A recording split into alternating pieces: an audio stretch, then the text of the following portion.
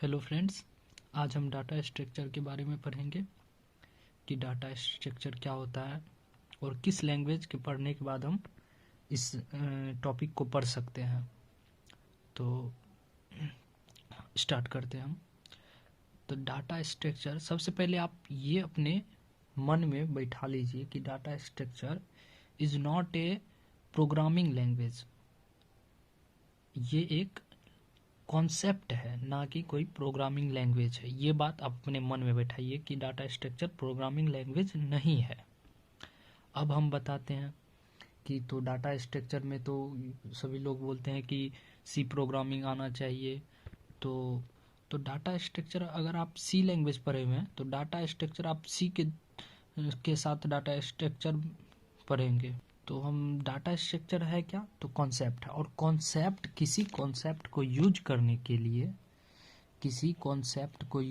के लिए अब हमें ये देखना रहता है कि हमें कौन से लैंग्वेज में कॉन्सेप्ट यूज करना है। हो सकता है सी में यूज करना है, सी प्लस प्लस में यूज करना है कुछ कॉन्सेप्ट, किसी कॉन्सेप्ट को पाइथन में यूज करना है।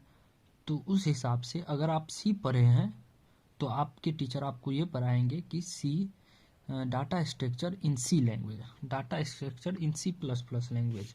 तो आप किसी में भी पढ़ सकते हैं। क्यों? क्योंकि ये एक ना प्रोग्रामिंग लैंग्वेज नहीं है, बल्कि ये एक लॉजिक डेवलप करने के लिए ये एक कॉन्सेप्ट है। तो अभी हम स्टार्ट करते हैं डाटा स्ट्रक्चर के साथ। तो हम यहाँ पे क्या लिखे हैं, data structure is not a programming language. तो हमें बस ये याद रखना है कि डाटा स्ट्रक्चर एक कॉन्सेप्ट है, या आप ये बोल सकते हैं कि एक लॉजिक है, जो कि हम लॉजिक यूज करते हैं किसी प्रोग्राम लैंग्वेज को डेवलप करने में।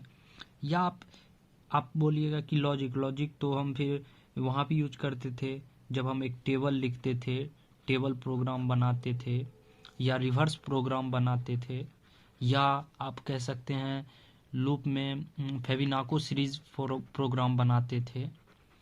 तो वहाँ भी लॉजिक है, यहाँ भी लॉजिक है, यहाँ भी लॉजिक है, यहाँ भी लॉजिक है। तो इस डाटा स्ट्रक्चर में क्या है, तो डाटा स्ट्रक्चर में ये है कि ये सभी जितने भी लॉजिक है, इन सभी को रखने का, इन सभी चीज को एक डाटा इन सभी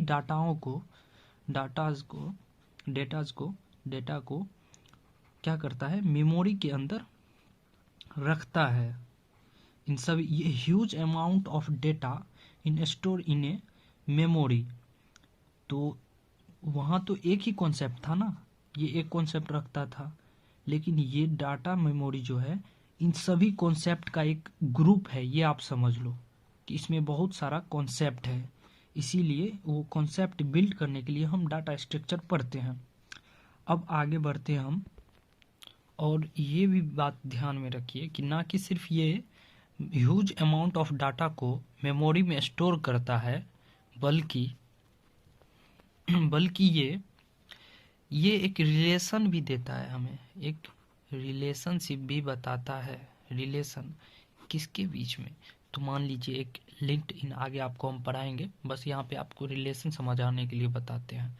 अब लिंक्डइन में क्या होगा कि ये बहुत सारा मेमोरी